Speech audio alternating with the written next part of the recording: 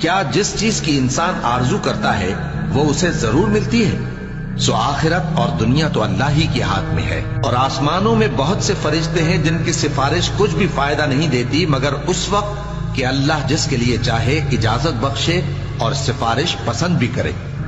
जो लोग आखिरत पर ईमान नहीं लाते वो फरिश्तों को लड़कियों के नाम से मौसूम करते हैं, हालांकि उनको इसकी कुछ खबर नहीं। वो सिर्फ ख्याल और गुमान पर चलते हैं, जबकि ख्याल और गुमान हक के मुकाबले में कुछ काम नहीं आता।